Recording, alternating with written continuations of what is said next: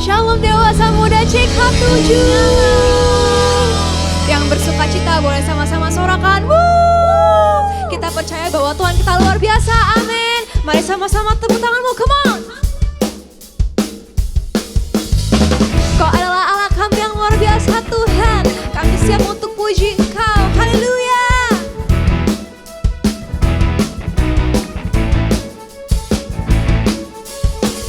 Terpujilah namamu Tuhan, kuat dan penuh kemuliaan. Satu suara kami nyatakan, kebesaranmu tetap selamanya. Mari sama-sama nyatakan. Terpujilah namamu Tuhan, ajaib dan penuh keagungan. Katakan satu hati kami nyatakan, kerajaanmu kekal selamanya. Oh, oh, oh, oh, Engkaulah Raja atas dunia, yang menghancurkan kutuk dan membebaskan jiwa. Kami bersorak, bertepuk tangan. Engkau Tuhan percaya dan memerintah untuk Islam. Mari sama-sama sorakan haleluya. Haleluya. Sing. Terpujilah namamu Tuhan. Katakan ajaib, ajaib dan penuh keagungan. Satu hati kami nyatakan, kerajaanmu Tuhan, kerajaanmu tetap selamanya. Sorakan, sing. Oh, oh, oh, oh, Engkaulah Raja atas dunia, yang menghancurkan kutuk dan membebaskan jiwa. Kami bersorak, bertepuk tangan. Engkau Tuhan percaya dan memerintah lagi. Engkaulah Raja atas dunia, yang menghancurkan kutuk dan membebaskan jiwa. Kami bersorak, Tuhan Yesus, bertepuk tangan. Engkau Tuhan percaya dan mari sama-sama tepuk tangan. Engkaulah Raja, Engkau Raja setiap kami Tuhan Yesus, yang layak kami puji. Haleluya. Dan membebaskan jiwa. Kami bersorak, bertepuk tangan. Engkau Tuhan percaya dan mari sama-sama lebih lagi. Engkaulah Raja atas dunia, yang menghancurkan kutuk dan membebaskan jiwa. Kami bersorak, bertepuk tangan. Engkau Tuhan percaya dan meminta untuk selamanya. Haleluya, betapa mulia namamu Tuhan Yesus. Kami puji Engkau Raja segala raja. Sorakan, haleluya, haleluya.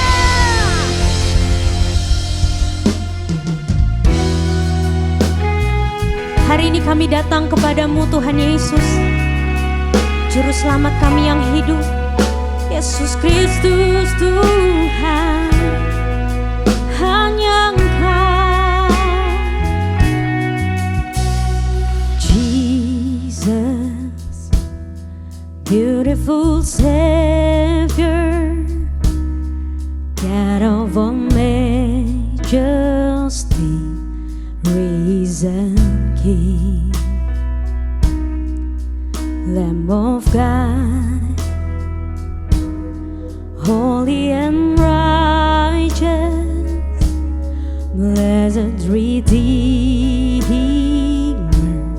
bright morning star, all the heavens shout your praise, all creations bow to worship you. How wonderful, how beautiful,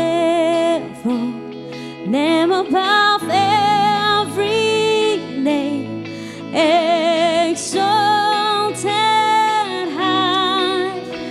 How wonderful, how beautiful, Jesus, your name, name above every name, Jesus.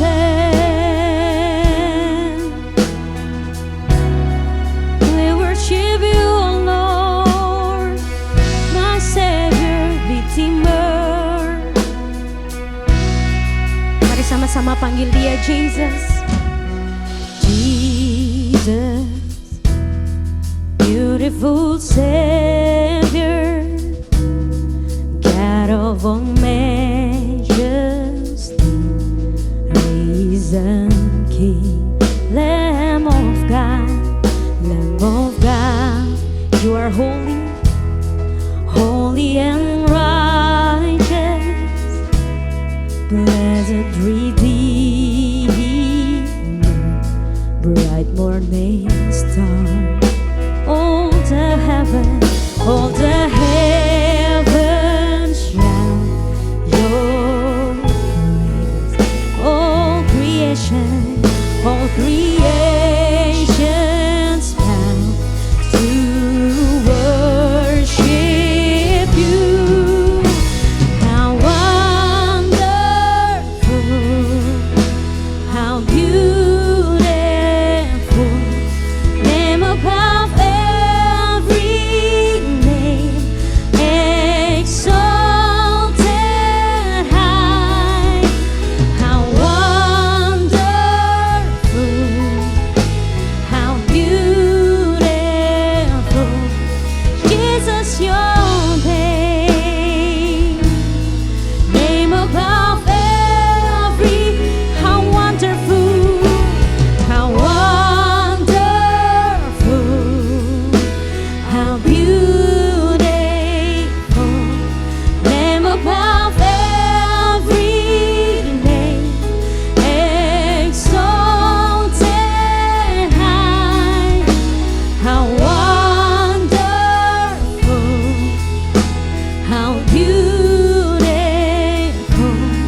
Jesus, your name, name above every name, Jesus. Oh, Jesus, how wonderful, how beautiful you are. Mari sama-sama angkat tanganmu, katakan, I will sing forever, Jesus, I love you, Jesus, I love you. I will sing forever, Jesus, I love you, Jesus, I love. I will sing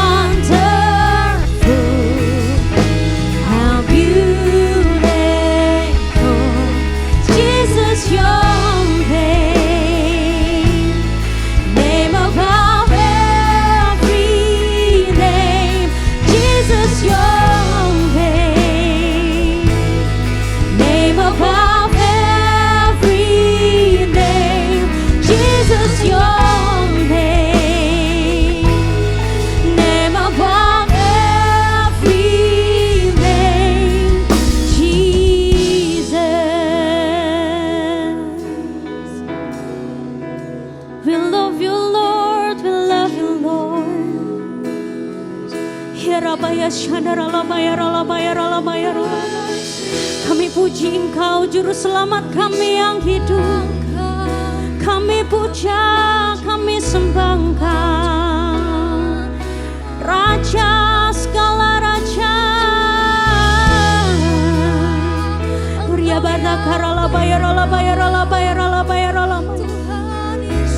Mari hari ini angkat suaramu, sembah Dia, Raja kemuliaan, Yesus Tuhan yang mati dan hidup, selamatkan jiwa kami. Terima kasih Tuhan. Uria karalabaya shandaralabaya ralabaya ralabaya so. Uria karalabaya ralabaya ralabaya nanamaya say. We praise you Lord, we praise you Lord. Hirabata karalabaya ralabaya ralabaya ralabaya ralabaya ralabaya. Uria karalabaya shandaranamaya so. Terpujilah Engkau, Raja yang mulia. Urabata karalabaya ralabaya ralabaya. Kami kagumi setiap perbuatan-Mu ya Tuhan. Ajaib dan mulia, dahsyat dan perkasa. Ya ralabaya ralabaya ralabaya. Allah yang kalahkan maut, bangkit dan hidup bagi kami. Syarabata karalabaya ralabaya ralabaya ralabaya ralabaya. Uria karalabaya ralabaya ralabaya ralabaya shanarabaya ralabaya say. Oh, Savior, He can move the mountains. My God is mighty to save. He is mighty to save forever. Author of salvation, He rose and conquered the grave. Jesus, we call you Savior. Savior, He can move the mountains. My God is mighty to save. He is mighty to save forever.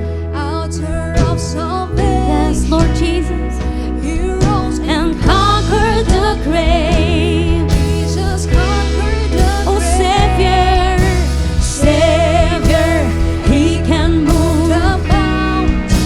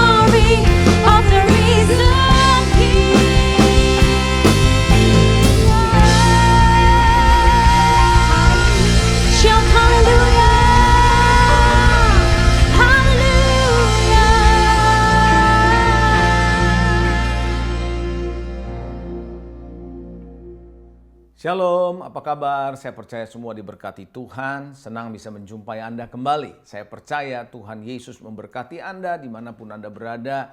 Yang sedang menyaksikan program ini, saya percaya Tuhan pelihara hidup Anda. Amin. Mari sebelum kita mulai, kita berdoa terlebih dahulu. Tuhan, terima kasih Tuhan buat setiap kebenaran firman-Mu yang sebentar akan ditaburkan. Urapi hamba-Mu, urapi setiap kami yang mendengar perkataan pesan-pesan firman-Mu tidak kembali sia-sia. Tertanam dalam hati kami, menjadikan kami orang-orang yang unggul di dalam kehidupan kami. In Jesus' name, amin. Bapak, Ibu, Saudara yang dikasihi Tuhan, hari ini saya akan berbicara mengenai satu topik unggul di dalam dunia kerja. Saya percaya, Saudara, kekristenan bukan cuma hanya ada di dalam gereja saja. Kita tidak bisa hanya ada di dalam gereja saja. Sekalipun ke gereja, ibadah itu sangat penting. Tetapi kekristenan kita justru berdampaknya akan semakin kuat, semakin kelihatan di tengah kegelapan. Betul atau enggak, Saudara? Iya. Makanya Tuhan bilang jadilah terang dunia, jadilah garam dunia. Artinya kita perlu ada di dalam kehidupan sehari-hari menjadi terang dan menjadi garam buat mereka yang masih dalam kegelapan, yang hidupnya penuh dengan kehancuran.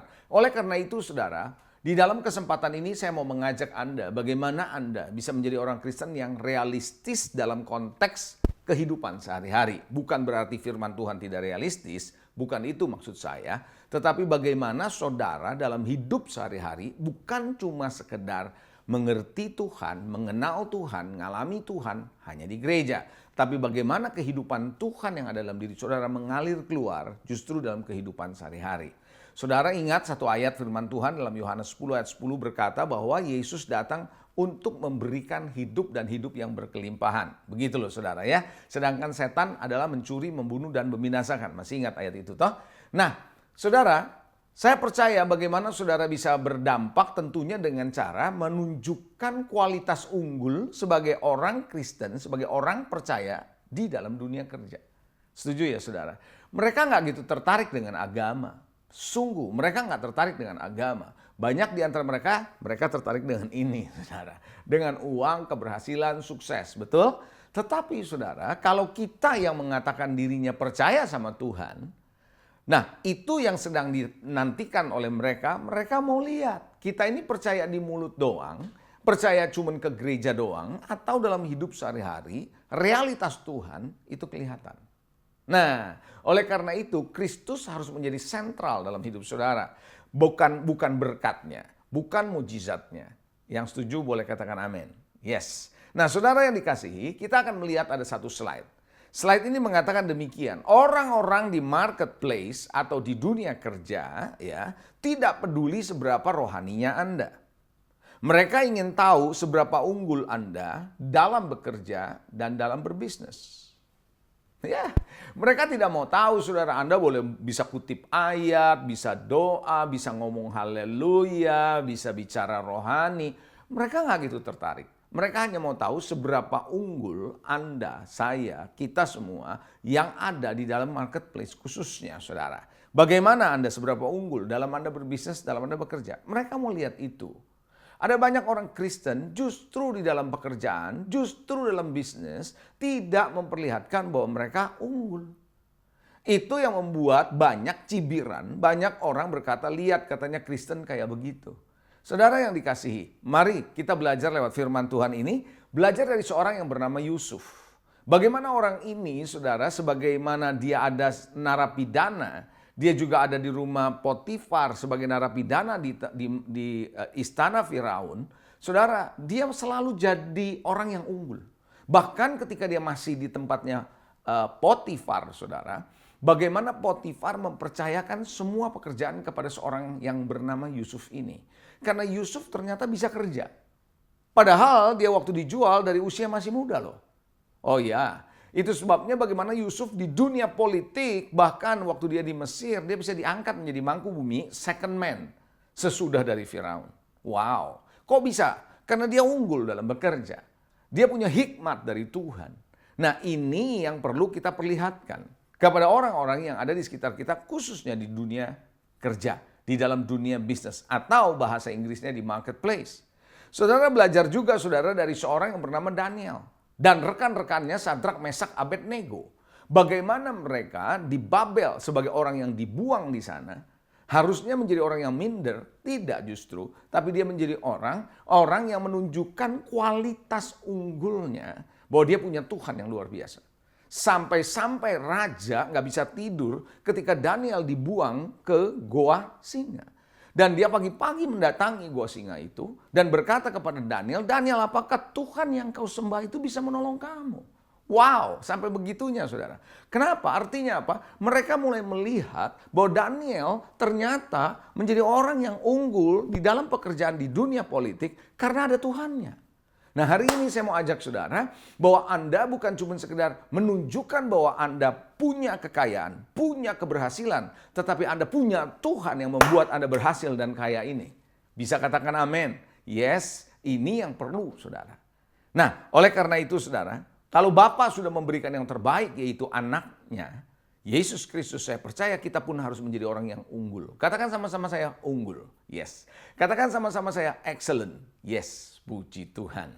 Nah, apa sih sebenarnya unggul? Apa sih sebenarnya yang namanya excellent? Ya kan Anda sering dengar, saudara. Ya kan? Saudara, kalau kita melihat produk Jepang sama produk Korea sama produk China, pasti beda kualitasnya. Betul nggak, saudara? Anda bisa tahu mana yang excellent. Setuju?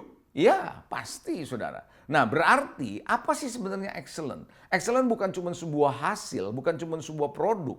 Bukan cuma sebenarnya hasil akhir, tapi itu sebuah proses sebenarnya. Orang tidak bisa mendapatkan hasil yang terbaik kalau prosesnya jelek. Banyak orang bilang, proses tidak pernah membohongi hasil. Iya kan? Ada kan istilah itu kan? Nah, oleh karena itu kita belajar, saudara, apa itu excellent? Excellent sebenarnya adalah upaya yang konsisten, terarah, dan terprogram, dalam tanda kutip terprogram. Saudara, saya ulangi, konsisten, terarah, terprogram. Artinya terprogram itu terus-menerus dikerjakan secara konsisten, secara rutin. Kira-kira begitu. Untuk menjadi apa? Semakin baik dan semakin baik terus. Kalau orang Jepang bilangnya kaizen. Saudara, makin hari terus makin baik, makin baik, makin baik, makin baik. Nggak puas dengan standar yang ada, naik ke standar berikutnya, terus-menerus. Jadi upaya yang terus-menerus konsisten, terarah, terprogram untuk membuat menjadi semakin baik dan semakin baik. Jadi Anda perlu belajar bagaimana Anda bisa menjadi orang yang semakin baik dan semakin baik di dalam dunia kerja. Katakan amin. Iya. Nah, bagaimana saudara bisa menjadi unggul? Nah, ini yang saya mau masuk ke dalam poinnya. Bagaimana Anda bisa menjadi unggul di dalam dunia kerja? How? Karena ini penting, ya. Anda siap? Anda siap mau menjadi orang yang unggul dalam dunia kerja? Haleluya. Yang pertama untuk bisa menjadi unggul dalam dunia kerja, dalam dunia bisnis adalah spirit of excellence. Anda harus terhubung dengan roh unggul. Kalau Anda nggak terhubung dengan sumbernya, Anda nggak akan pernah bisa mendapatkan keunggulan itu. Kalau Anda punya gadget, Anda perlu connect dengan sumber listriknya. Betul nggak, saudara? Iya dong, sumber listrik untuk bisa men-charge Anda punya baterai. Nah, itu sebabnya kalau Anda nggak nge-charge, itu nggak lama-lama akan padam. Betul ya, saudara? Demikian juga, saudara, kalau Anda mau menerima keunggulan, Anda harus connect dengan the spirit of excellence. And that is the Holy Spirit. Itulah Roh Kudus, saudara. Oleh karena itu, saudara, di dalam 1 Korintus pasal 2 ayat 15-16, saya bacakan firman Tuhan, 1 Korintus 2, 15 dan 16. Firman Tuhan bilang begini, tetapi manusia rohani menilai segala sesuatu, tetapi ia sendiri tidak dinilai oleh orang lain. Sebab siapakah yang mengetahui pikiran Tuhan sehingga ia dapat menasihati dia? Tetapi kami memiliki pikiran Kristus. Nah, saudara, Rasul Paulus sedang mengatakan bagaimana dia connect dengan Tuhan, dia connect dengan Kristus, dia connect dengan Spirit of God dan Roh Allah, maka dia punya pikiran Kristus. Nah, pikiran Kristus adalah pikiran yang tentunya, saudara, sebagai pencipta langit dan bumi adalah pemikiran-pemikiran yang unggul. Itu sebabnya kenapa Salomo, Raja Salomo, saudara, menjadi raja yang sangat terkenal karena apa? Karena hikmatnya. Kenapa? Karena dia terkonek dengan roh unggul itu. Yaitu dengan Tuhan sendiri. Oleh karena itu, saudara yang dikasihi, Anda perlu belajar connection Anda dengan Tuhan, itu penting. Karena begini ya, kita itu bisa mencoba menjadi baik dan hebat dengan kekuatan kita sendiri. Berbeda halnya kalau kita bekerja bersama dengan Tuhan, Tuhan yang membuat kita menjadi sesuatu yang berbeda. Dengan keterampilan yang ada pada kita, tapi Tuhan yang mengangkat kita. Karena Tuhan berkata begini, di dalam Mazmur, bukan dari barat, bukan dari timur, datangnya promosi. Tapi Tuhan adalah hakim yang adil. Satu diangkat, satu diturunkan. Itu sebabnya saudara, Anda mau dipromosi oleh Tuhan, Anda perlu connect dengan dia, saudara. Karena Tuhan yang tahu.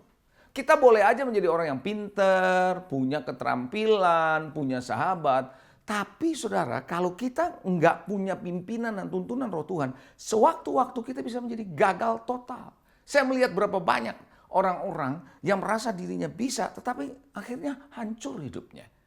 Kalau Anda mau menjadi orang yang unggul, pastikan Anda terhubung dengan roh unggul itu. Yang setuju katakan amin. Haleluya. Sumbernya dia. Amin. Yang kedua, kalau Anda mau menjadi orang yang unggul dalam dunia kerja atau dunia bisnis, Anda harus mengembangkan mentalitas terbaik. Best mentality. Kenapa? Ini penting, saudara. Karena kualitas seseorang di dalam menghasilkan sesuatu, itu dinilai dari proses pengerjaannya, bukan? Nah, proses pengerjaan itu akan menjadi semakin baik kalau kita punya mental terbaik. Kita nggak mau rata-rata. Kita kalau bahasa Inggrisnya nggak mau mediocre. Nggak mau rata-rata, kita mau di atas rata-rata. Makanya Tuhan berkata, kalau ada orang yang menyuruh kamu berjalan 1 mil, engkau harus bisa berjalan kepada mil yang berikutnya. Kenapa demikian? Karena begini saudara, setiap orang berjalan dalam 1 mil. Nah ketika orang berjalan dalam 1 mil semua, setiap orang bersedia hanya 1 mil. Maka yang terjadi adalah crowded, keramaian di sana. Kira-kira begini ya, ini yang saya mau coba jelaskan sama saudara. Tapi ketika Anda bersedia menjalani ke extra mile, dan itu nggak semua orang mau. Ngerti maksud saya? Saya ulangi ya. Kalau 1 mile, semua orang berjalan, bersedia kalau jalan 1 mile. Semua mau. Tapi extra mile, nggak semua mau. Nah, kalau Anda melewati extra mile atau menjalani mil yang berikutnya, maka hanya beberapa orang, mungkin saudara saja atau beberapa orang. Maka apa yang terjadi? Anda menjadi sorotan karena berbeda dengan yang lain. Mengerti maksud saya? Dan ini yang dalam bahasanya kalau Anda bekerja, you become a rising star. Saudara, saya pernah diundang di dalam sebuah acara bursa tenaga kerja. Saudara, saya sebagai salah satu pembicara, saya bilang begini. Anda kalau hanya mau mengharapkan gaji doang, mau minta gaji tinggi, nggak bisa. Tunjukkan dulu bahwa Anda mampu bekerja melampaui dari sahabat-sahabatmu. Artinya apa? Harus berani bekerja ekstra mile. Jangan bentar-bentar saudara mengeluh. Jangan bentar-bentar nggak mau kalau disuruh lembur. Nggak mau disuruh kerja ekstra. Nggak bisa. Seringkali orang kalau digaji 1 juta cuma mau bekerja. Ya udah gue cuma digaji 1 juta. Ya gue kerja aja sesuai dengan gaji gue. Makanya kita nggak akan pernah naik ke level berikutnya. Prinsipnya kalau best mentality itu begini. Apa yang bisa kita kerjakan dari diri kita yang terbaik, itu kita kerjakan. Tidak peduli berapa yang kita dibayar. Itu prinsip saya waktu saya pertama kali jadi banker. Pulang dari Amerika jadi banker, menjadi trainee. Walaupun gaji saya sudah dipatok selama 2 tahun nggak naik loh saudara.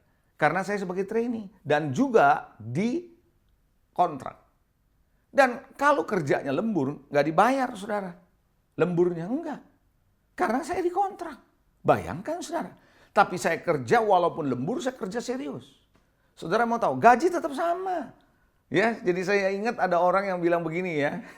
Di dalam bahasa Inggris yang dipaksakan gitu. Little little to me, salary no up katanya. Dikit-dikit ke gua, gaji nggak naik-naik.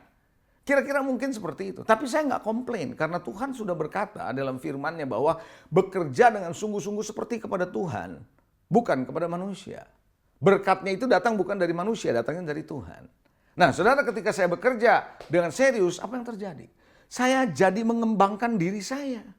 Nah, karena saya mengembangkan diri saya, saudara mau tahu, orang melihat, hey, anak ini biarpun trainee dia banyak tahu. Dia bisa kerja. Jangan heran saudara, ketika saya trainee lulus, apa yang terjadi? Bos saya lihat saya, bos saya pada bilang, enggak, kamu sama saya aja. Begitu saudara. Nah, hari ini saya mau ajak saudara, best mentality adanya tidak puas dengan apa yang sudah kita capai. Sekali kita merasa puas dengan apa yang kita sudah capai, yang terjadi adalah apa? Zona nyaman. Ketika kita sudah masuk dalam zona nyaman, kita nggak akan pernah menjadi orang yang the best. Kita udah merasa cukup. Halo, ada amin saudara?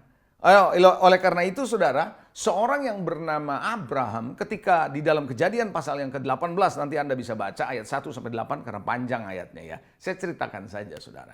Bagaimana Abraham ketika dia belum punya anak, di tengah hari, di depan tendanya, tiba-tiba dia melihat ada 3 malaikat datang. Lalu dia mengangkat mukanya, dan dia hentikan malaikat itu yang adalah gambaran Tuhan Tritunggal. Dia hentikan sementara. Dia minta duduk di sini, istirahat, cuci muka dulu, bersih, ya istirahat. Aku sediakan makanan. Apa yang terjadi? Dia memberikan makanan yang terbaik, daging yang terbaik, tepung yang terbaik, saudara. Itu mentalitasnya dari seorang yang bernama Abraham.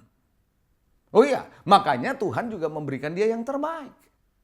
Saudara yang dikasihi, jangan expect kita menjadi orang yang unggul, tapi kerjaan kita atau mentalitas kita rata-rata. Nggak mungkin. Lalu kita bilang kita berdoa. Pekerjaannya rata-rata tapi kita berdoa supaya Tuhan memberikan keunggulan. Ya nggak gitulah ya saudara. Tuhan itu kepengen saudara dan saya setia dalam perkara yang kecil. Mengerjakan hal yang kecil dengan serius, dengan sungguh-sungguh, dengan mentalitas yang the best. Baru Tuhan bisa memberikan apa? Tanggung jawab yang lebih besar. Yang setuju katakan amin. Haleluya. So best mentality harus ada. Baik di pekerjaan, baik di dalam kuliah, baik di dalam pelayanan, baik dalam bisnis. Harus ada best mentality. Saudara, saya kenal ada seorang pengusaha yang khusus di bidang interior. Interiornya khususnya butik-butik, saudara. Saudara, dia kalau lagi kontrol butiknya dan dia melihat hasilnya nggak bagus. Padahal kalau saya lihat, oke kok.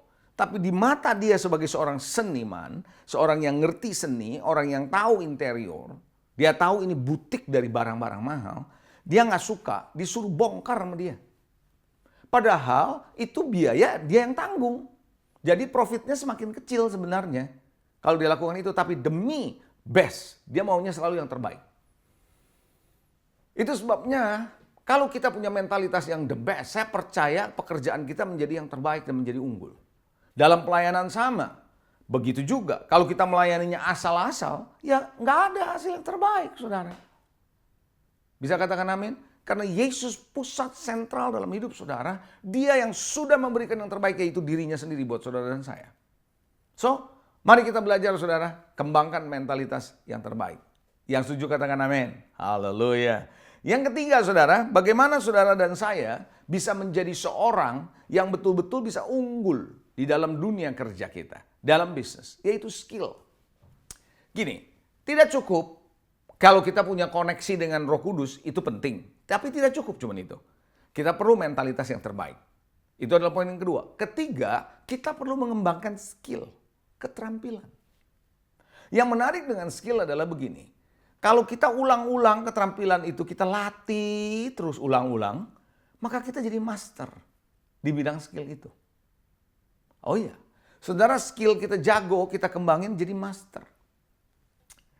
Saya tahu ada seseorang pengusaha restoran, Chinese restoran. Terkenal, cukup terkenal, ya, di Jakarta ini cukup terkenal. Kebetulan yang punya saya kenal. Saya tanya sama dia begini, gimana caranya kamu bisa menjaga rasa yang konsisten dari tahun ke tahun? Sementara ini Chinese restoran. Menu kamu cukup banyak, tapi asal saya pesen satu menu yang menjadi kesukaan saya, berarti saya sudah tahu rasanya kayak apa, kan begitu ya. Nah kalau saya ulang pesan lagi sebulan kemudian, saya ulang setahun kemudian pesan yang sama, rasanya tidak berubah. Padahal ini bukannya franchise seperti fast food international yang semua sistemnya sudah dibangun, tapi ini Chinese restaurant, Chinese food. Nggak gampang loh saudara. Betul nggak saudara? Iya dong. Saya tanya. Saudara mau tahu apa dia jawab sama saya? Dia bilang begini. Saya punya 7 koki. 7 koki. Saya bilang 7 koki? Ngapain aja koki banyak-banyak begitu? Saya tanya dia. Dia bilang tiap koki punya spesifikasi untuk mengerjakan jenis makanan yang harus dimasak sama dia. Saya tanya maksudnya apa? Kalau goreng, 1 orang. Spesial goreng. Goreng-gorengan larinya ke dia. Wow, dahsyat saya bilang. Iya, dia bilang gitu. Goreng-gorengan ke dia.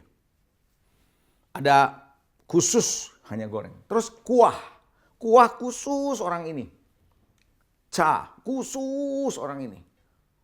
Wah, saya bilang luar biasa ya. Kenapa saya tanya sampai begitu? Dia bilang begini, kalau satu orang ngerjakan yang sama dari waktu ke waktu terus, dia fokus.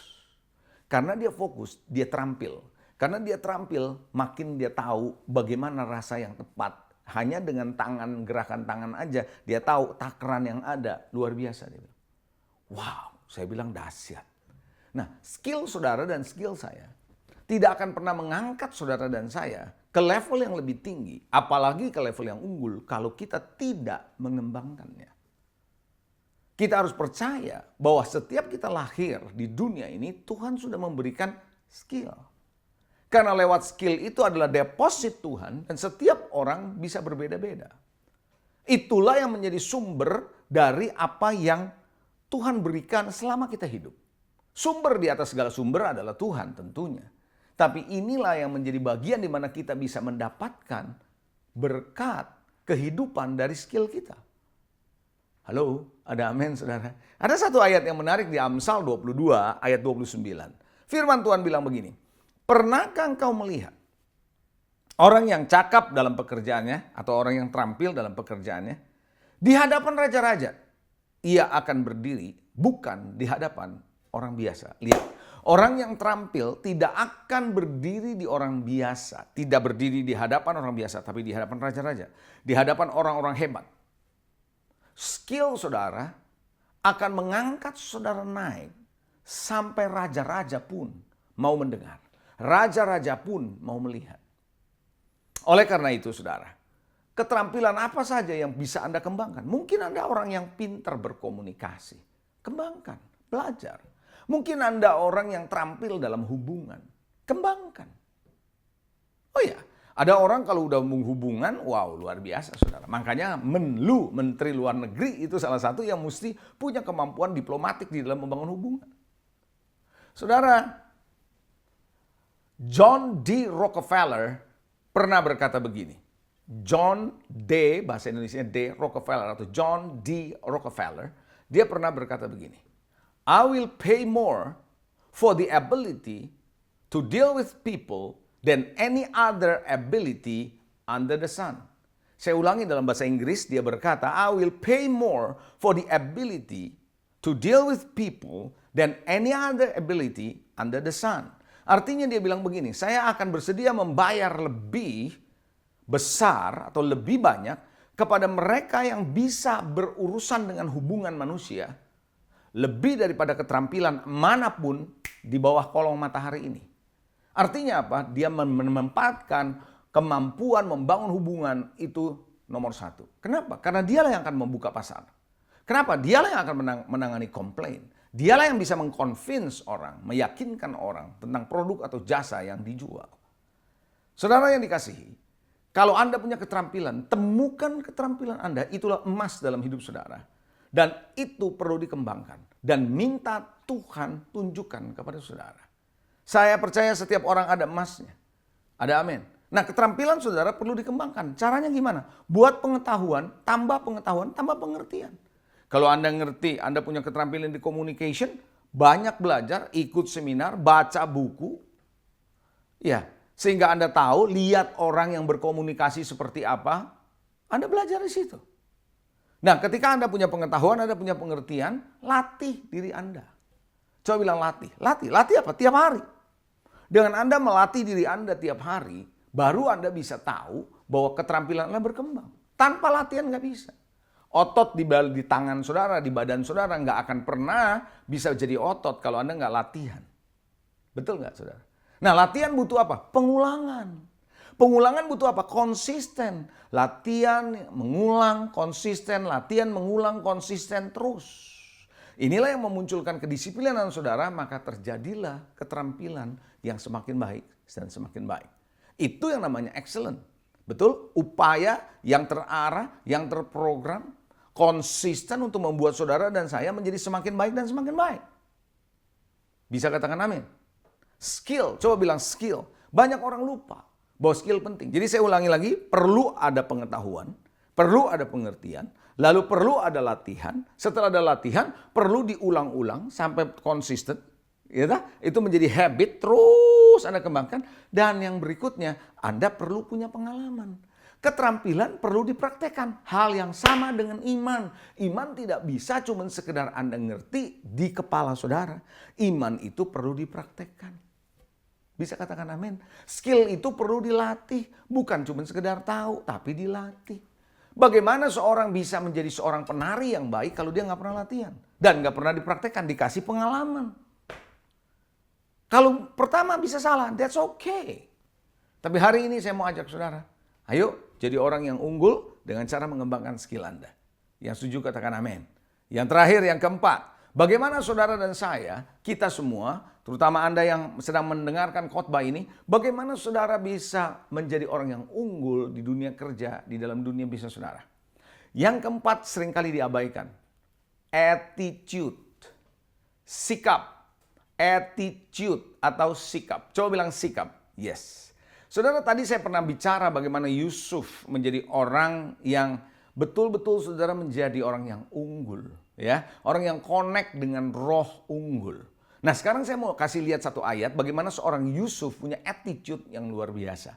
Nah, kita membaca satu ayat dalam Kejadian 39 ayat yang ke-6. Saya akan bacakan ayat firman Tuhan. Segala miliknya Potifar, saudara, diserahkannya kepada kekuasaan Yusuf. Dan dengan bantuan Yusuf, ia tidak usah lagi mengatur apa-apapun selain dari makanannya sendiri.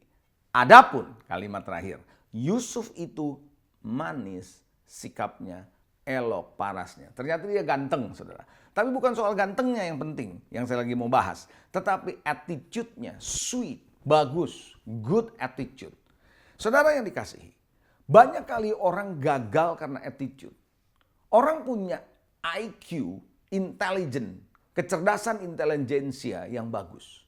Tapi kalau nggak punya kecerdasan sosial, ya saudara yang dikasihi Tuhan, atau emosional, nggak punya kecerdasan emosional dan sosial, yaitu attitude, saudara, susah. Saudara, kenapa orang kalau kerja di perusahaan, pindah kerja misalnya, walaupun dia sudah punya pengalaman kerja, coba deh kalau Anda pindah kerja ke perusahaan yang baru. Perusahaan baru pasti minta masa percobaan 3 bulan. Ada yang 3 bulan, ada yang 6 bulan. Betul nggak? Saudara, orang tanya, kenapa mesti ada percobaan?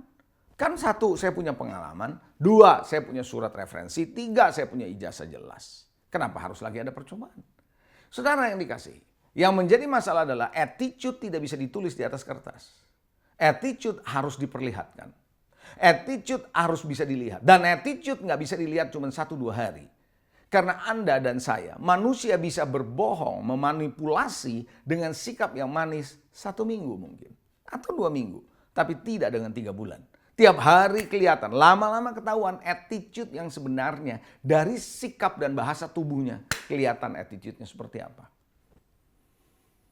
Bapak Ibu, saudara, apa itu attitude? Coba kita lihat. Attitude adalah ekspresi lahiriah dari perasaan, pikiran, dan kecenderungan seseorang dalam respons. Ini adalah bahasa saya ya saudara ya. Definisi saya saudara. Anda mungkin punya definisi yang lain yang mungkin lebih simple. Saudara, ekspresi lahiriah, pernyataan lahiriah saudara, dari perasaan, pikiran, kecenderungan-kecenderungan, artinya ia punya tendensi di dalam respons. Suka, nggak suka gitu ya. Baik dalam wujud kata-kata, jadi respons kita itu bisa wujudnya kata-kata, bahasa tubuh, tindakan, terhadap stimulus eksternal yang dialami. Apa yang kita alami, saudara, kita bisa punya sikap terhadap itu. Suka nggak suka kita bisa punya sikap. Dengan kata-kata kita, bahasa tubuh kita, tindakan kita. Saudara, istri Ayub ketika mempunyai masalah di keluarganya, khususnya Ayub sakit, anak meninggal, bisnis habis, ternak habis, istrinya punya sikap yang jelek. Sementara Ayub punya sikap yang benar. Dia berkata, terpujilah Tuhan, Tuhan yang memberi, Tuhan yang mengambil. Aku datang telanjang, aku pulang telanjang.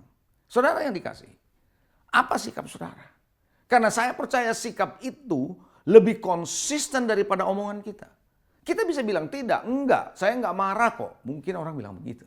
Tapi muka kita, sikap kita kelihatan kalau kita marah. Kita bilang enggak kok, saya oke, saya bisa, enggak masalah buat saya. Tenang-tenang aja. Tapi dengan kita punya reaksi, kita punya bahasa tubuh, orang bisa tahu kok. Anda harus punya kerendahan hati, tidak egois. Itu sikap-sikap yang perlu dikembangkan. Rendah hati, tidak egois, dan bertanggung jawab. Saya percaya saudara, kalau Anda kembangkan sikap yang seperti ini. Rendah hati, tidak egois, tanggung jawab.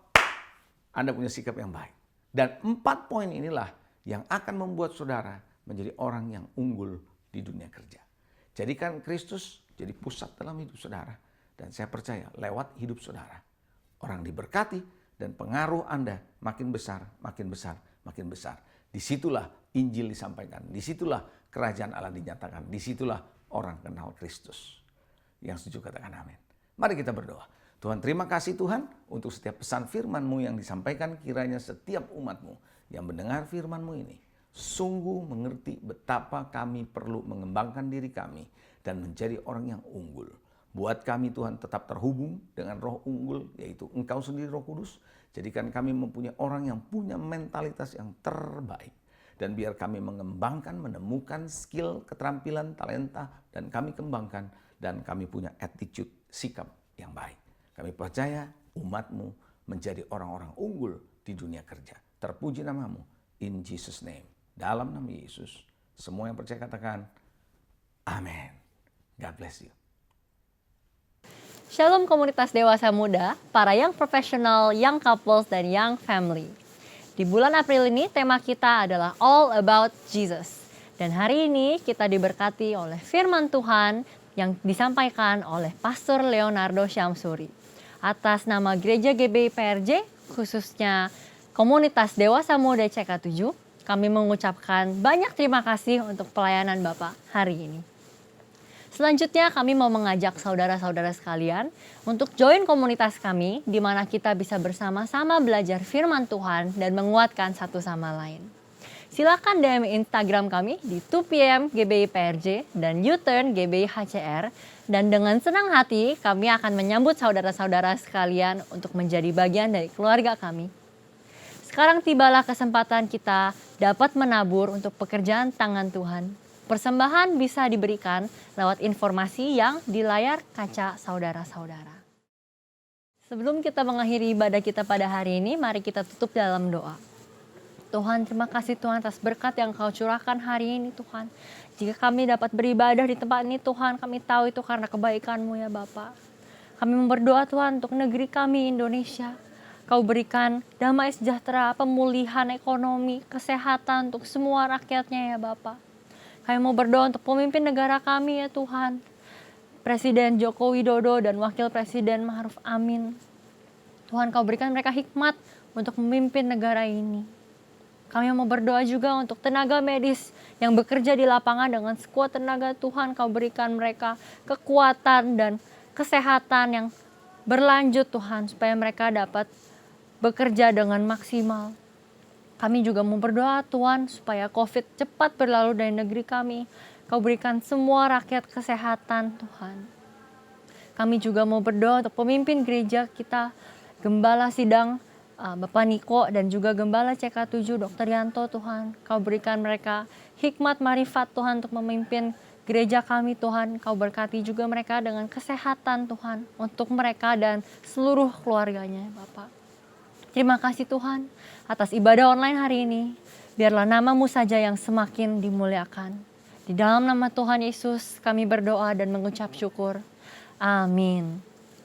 Demikianlah ibadah kita hari ini. Nantikan ibadah kami selanjutnya di minggu depan. Shalom. Tuhan Yesus memberkati.